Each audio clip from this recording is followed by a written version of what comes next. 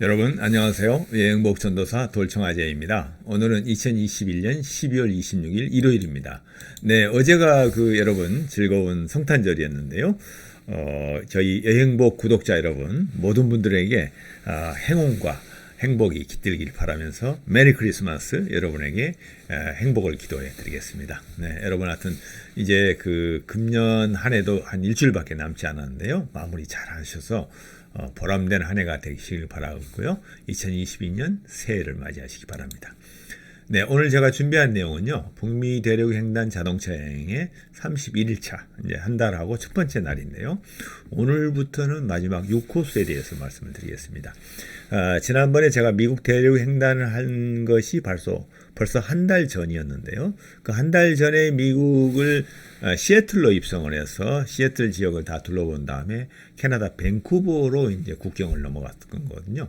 그게 첫 번째 캐나다 국경을 넘었던 경험이고요.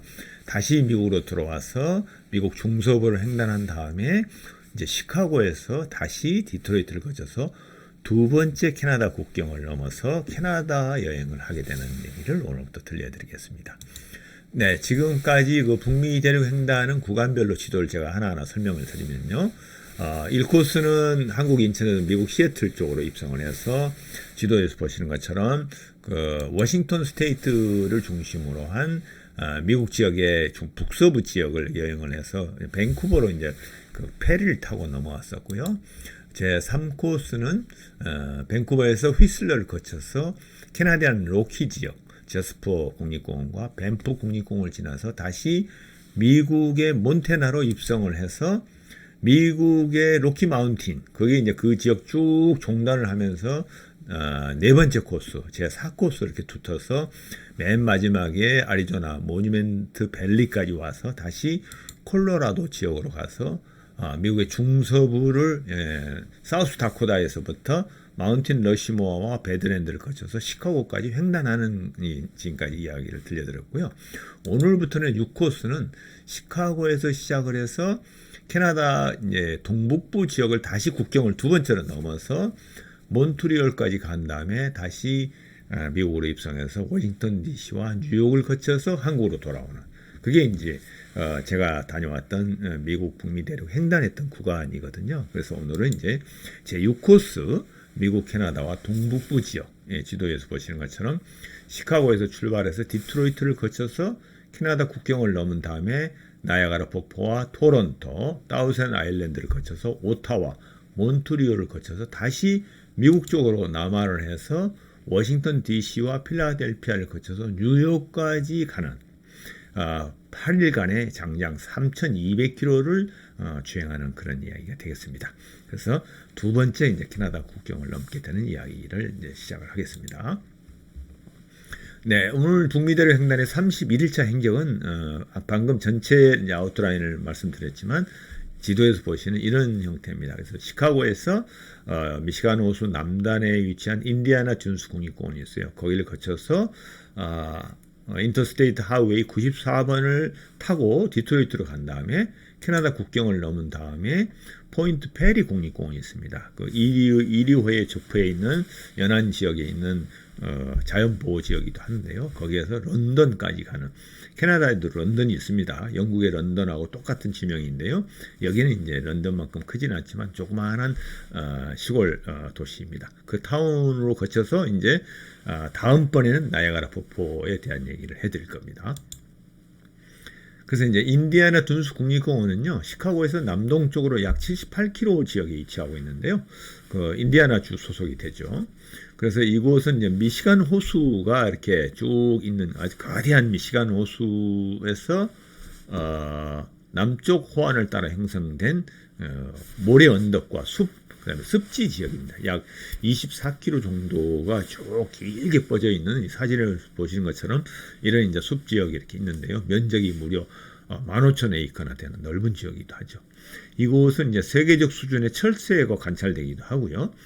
약 1,100종 이상의 토종 식물 서식지로도 유명하다고 그랬습니다. 그래서 어떤 식물 보호를 위한 그런 생태 공원으로서 보호를 받아야 되는 지역이다 보니까 이 지역을 국립공원으로 지정했던 것 같습니다. 근데 저희는 여기에 뭐 별로 그닥 관심이 없어서 이렇게 이제 그 미시간 호수 지역 비치 쪽에 나와서 이렇게 한번 둘러보고 저희들이 뭐 관찰할 것도 별로 없고 그래서 일단 여기는 간단하게 구경을 하고 지나갔던 겁니다. 그래서 이제 드디어 시카고에서 디트로이트를 향해서 열심히 이제 실주를 했습니다. 이곳이 바로 인터스테이트 하이웨이 94번 도로입니다. 그래서 시카고에서 디트로이트 구간이 이제 주 구간이 되는데요. 아주 고속도로 잘 나 있었고요. 저 왼쪽 길에 보면은 뭐 차들이 많이 밀려 있잖아요. 트래픽 잼이 이렇게 걸려 있었는데 저게 차선 하나를 막고 공사를 하고 있었고요. 그렇지 않고도 저렇게 많은 물량이 오가는 걸 보니까 캐나다 지역에서 디트로이트를 건너서 시카고 지역으로 이렇게 물류가 형성이 되는 것 같아요. 그래서 거기에 이제 뭐 화물차라든가 많은 그 물동량이 있는 걸로 저희들이 볼 수가 있었고요. 그래서 이 지역이 이제 그 공업 도시인 디트로이트에서 시카고로 오는 것도 물동량이 많겠지만 캐나다에서 넘어오는 물량도 굉장히 많구나 하는 걸 저희들이 알 수 있었어요. 그래서 이제 I-94번 도로는 뭐 이렇게 빵 뚫린 평야지대에 넓게 잘 다듬어져 있는 그런 고속도로였어요. 그때 또 날씨도 맑아가지고 상당히 기분이 좋았던 것 같아요. 아주 시원하게 이제 디트로이트를 향해 갔습니다. 근데 이제 가는 중에 그 미시간주를 이제 관통하게 되잖아요. I-90번 도로가. 거기에서 이제 저희들이 휴게소에 가서 점심 식사를 하게 되었습니다. 아주 그 휴게소가 잘 돼 있었어요. 그래서 이런 형상이 있는데요. 뭐 그늘진 이렇게 나무 그늘 밑에서 벤치에서 이제 여러 가지 그 음식을 해서 점심을 이렇게 해 먹었는데요. 여러분도 이제 로드 트립을 하게 되면 이런 형태가 될 겁니다. 아이스박스에다는 여러 가지 밑반찬이나 뭐 음료수, 맥주, 또 싱싱한 고기 같은 걸 넣어가지고 하고요. 이렇게 브루스타를 잘 펴서 거기에서 밥을 이제 국을 끓여서 먹고 거기 뭐 한쪽에 또 H마트에서 샀던 비닐봉지도 보이죠. 그런 곳에서 이제 간단한 어떤 뭐 김치라든가 밑반찬, 우리 한국 음식 뭐 국거리 이런 것들 사가지고 이런 형태로 이제 해서 휴게소에서 이렇게 밥을 해 먹을 수가 있을 겁니다. 그리고 이제 디트로이트를 들어갔는데요. 저희들은 이제 이 대도시 쪽에는 그렇게 관심이 없었고 시카고에서는 이미 한번 둘러봤기 때문에 디트로이트는 그냥 패싱을 하도록 했습니다. 그래서 이 디트로이트를 건너서 다시 이제 이렇게 캐나다 국경을 넘어가야 되는데요. 디트로이트에서 캐나다 국경을 넘어서 가기 위해서는 디트로이트 강을 넘어가야 됩니다. 이 디트로이트 강은 지도에서 보시는 것처럼 이제 북쪽에 세인트 클레어 호수가 있고요. 그게 디트로이트 강을 건너서 이리호, 5대5 중에 하나죠. 이리호로 이렇게 내려오게 되는데 그 디트로이트에서 캐나다 국경을 바로 넘는 도시가 바로 윈저라는 조그마한 도시입니다. 그래서 디트로이트에서 윈저의 그 디트로이트 강을 건너기 위해서는 엠베서더 다리라는 걸 건너야 되고요. 거기서 다시 남동쪽으로 약 70km 정도 가면은 이리오 그 해안 쪽에 포인트 페리 국립공원이라고 있어요. 이곳도 이제 인디아나 둔수 아까 말씀드린 미국의 인디아나 둔수 국립공원과 좀 비슷한 곳인데 생태공원이에요. 그건 좀 이따 말씀드리겠습니다.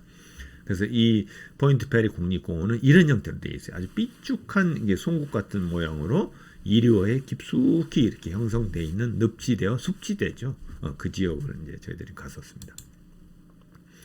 그래서 이제 디트로이트에서 아까 말씀드린 대로 캐나다를 가기 위해서는 디트로이트 강을 건너는 다리를 넘어가야 됩니다. 여기 지금 사선으로 이렇게 쭉 이렇게 현수구에 이렇게 줄이 있는 거는 이게 바로 이제 그 강을 넘어가는 엠베서더 다리가 되거든요. 이게 엠베서더 다리인데요. 아주 큰 현수교로 이렇게 되어 있어가지고 굉장히 오래전에 건축이 된 그런 다리입니다. 그래서 이 엠베서더 다리를 건너야 캐나다에 입성할 수가 있는 거죠. 이게 이제 엠베서더 다리를 건널 때 영상인데요. 왼쪽으로 이렇게 이제 어렴풋이 보이는 도시가 바로 디트로이트고요. 이 다리 넘어가는 게 바로 이제 디트로이트 강이 되겠습니다. 디트로이트 강을 이렇게 넘어가는 다리가 엠베서더 다리이고요. 보니까 뭐 이렇게 칼을 많이 막아놔가지고 왜 그런가 했더니 공사를 또 하고 있더라고요. 이 구간에 뭐 보수 공사도 하고 뭐 여러 가지 있다 보니까 상당히 그 다리는 4차선인데 한쪽을 막아가지고 공사 중이다 보니까 좀 이렇게 좁아 보이는 그런 느낌이 들었어요. 이제 두 번째 캐나다 국경으로 들어가는 그런 길이 되겠습니다. 아마 오래된 다리다 보니까 수시로 아마 보수를 하는 것 같아요.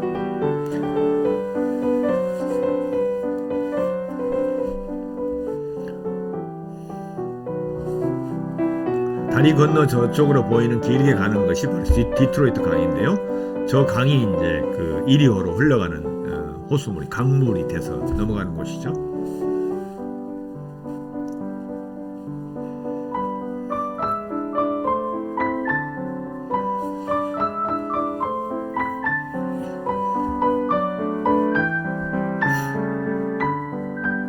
네, 여기 이제 엠베서 다리를 다 건너면 보이는 타운이 바로 윈저라는 동네입니다.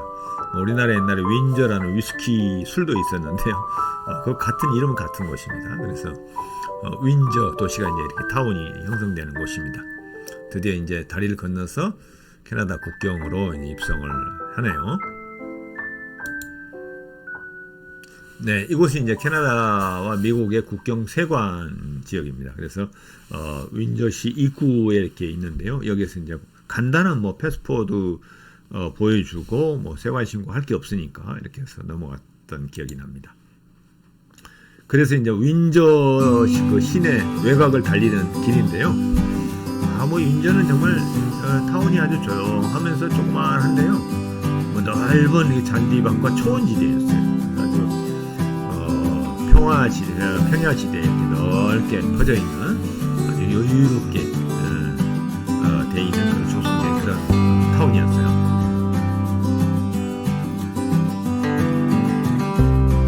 정말 뭐 전형적인 전원 도시를 달리는 그런 길이었던 것 같습니다.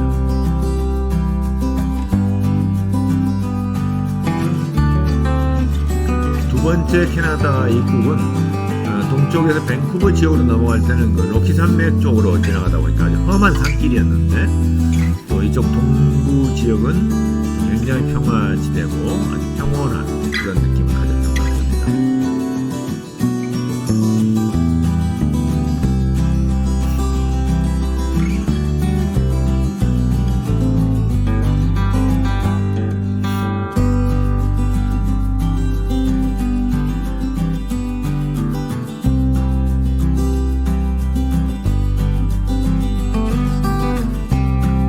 여유로운 우리나라에서는 상상할 수 없는 그런 모습이죠.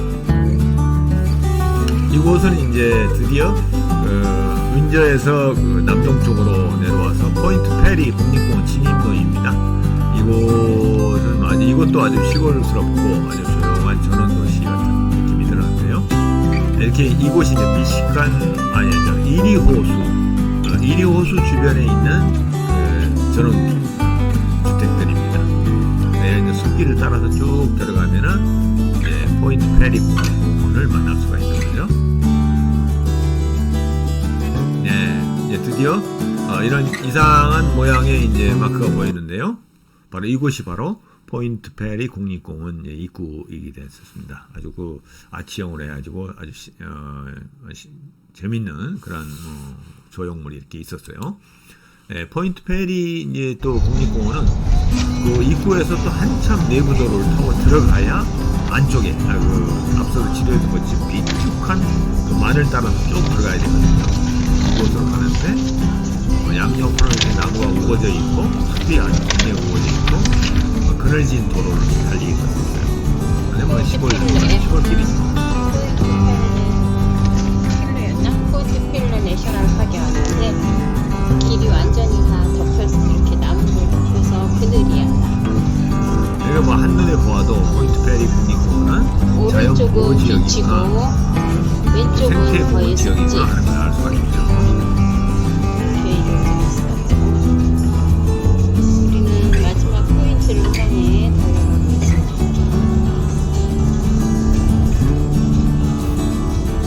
햇볕이 안 들어와요. 여기.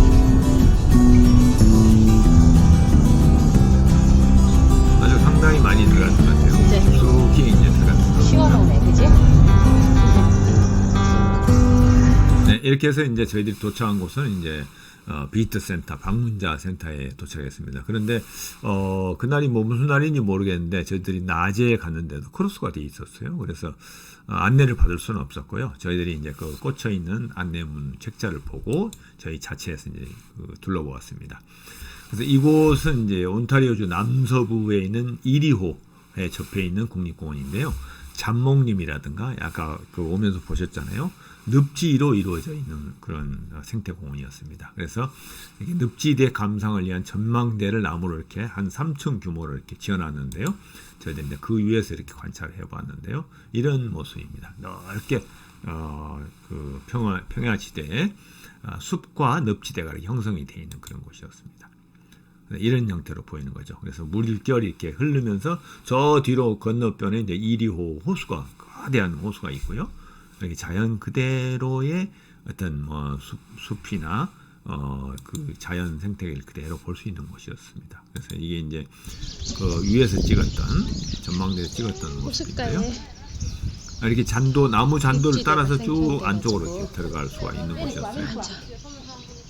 갈대로다가 뭐 우리나라도 남쪽에 가면 뭐 순천만 공원이라든가 이런 곳이 있는데 물론 우리나라 순천만이 훨씬 더 저는 개인적으로는 더 아름답고 보존할 가치가 높은 곳이라고 보이는데요. 이곳도 이제 자연 그대로의 숲지대를 보존하고 있는 그런 공원이었던 것 같아요.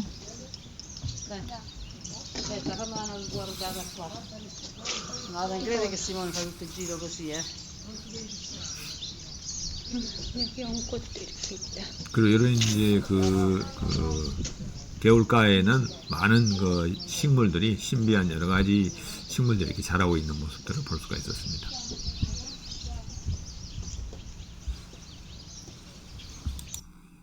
그리고 그 이리호에 이제 비치로 이렇게 가봤더니 이렇게 정말 너무 넓었어요. 이건 뭐 바닷가 비치라고 하지 이게 호수 비치라고는 여겨지지 않잖아요. 거기에 이 새떼들이 굉장히 많았는데요. 가까이서 보니까 이게 갈매기떼였어요. 그러니까 호수라 하지만은 이 지역은 워낙 바다처럼 넓은 곳이다 보니까 갈매기들이 이렇게 서식을 하고 있는 것 같아요. 그래서 뭐 먹이도 많을 뿐만 아니라 숲도 우거져 있고 이러다 보니까 이런 자연보호지역, 생태공원에서 국립공원이 되지 않았나 이런 생각이 듭니다. 이처럼 어마어마한 갈매기떼들을 볼 수 있었어요. 그 사람이 가도 놀라지도 않아요. 그냥 뭐 같이 뭐 공존한다고 생각하는 거죠. 이런 형태를 뭐 우리나라에서 볼 수 없는 그런 또 형상이었고요. 이게 그 이리호를 중심으로 한 포인트 페리 국립공원 그 비치를 이렇게 비추는 건데 뭐 이렇게 뭐 해수욕처럼 이렇게 바다에 들어가서 뭐 수영도 한 사람들이 있었고요. 캠핑을 한 사람도 있었고 거기에 또 한쪽에서는 이렇게 또 새떼들 갈매기떼들이 또 지켜보고 있고 또 간단한 뭐 음식을 가져와서 먹고 있는 사람도 있었고 정말 아주 휴식지였던 것 같아요. 근데 놀라운 거는 이 이리호가 정말 파도가 치는 것 같이 이렇게 넓은 호수였다 하는 것이 또 놀라운 일이었습니다. 뭐 그닥 그렇게 깨끗한 그 모래사장은 아니었지만 충분히 휴식을 하기에 좋은 그런 곳이었던 것 같습니다. 다시 저희는 이제 윈저에서 오늘의 이제 숙소가 있는 런던을 향해서 달렸는데요. 이게 온타리오 401번 지방도로입니다. 그래서 역시 이곳은 또 이제 정말 시골스러운 전원 풍경이 계속 이렇게 펼쳐지는데요. 도로 양옆으로는 이제 농작물이 이렇게 익어가고 있었고, 뭐 우리가 갈 때 보니까 이 고구마 밭이었던 것 같아요. 고구마 밭이 굉장히 넓게 오른쪽으로 펼쳐져 있었고요. 가끔 이렇게 이제 그 마을들이 집이 있었고, 오른쪽으로 노란 곳은 보니까 밀밭이었어요. 밀을 이제 추수를 끝내고 있었고요. 왼쪽으로는 이제 고구마밭. 그리고 여기도 역시 그 콘벨트 지역에 저희들이 미네소타를 관통하는 얘기를 지난번 시간에 알려드렸는데요. 여기도 양옆으로 도로 양옆으로 전부 옥수수 밭이었어요. 여기도 또 다른 캐나다의 콘벨트 지역이 아닌가 그런 생각이 들었습니다. 정말 뭐 여기도 끝없이 펼쳐지는 옥수수를 또 보게 되네요. 우리 시골길의 그 전봇대, 도로에 있는 전봇대, 신장로에 있는 전봇대를 지나가는 정말 이게 전원스러운 그런 모습이었습니다. 그래서 저희들은 이제 장장 31일차 약 700km를 달려서 런던이라는 도시에 도착을 해서 이제 노장을 풀었습니다.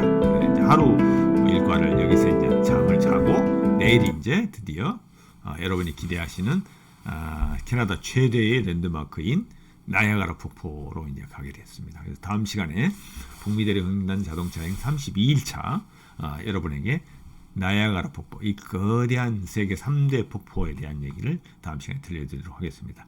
네, 지금까지 시청해 주셔서 대단히 감사합니다. 네, 안녕히 계세요.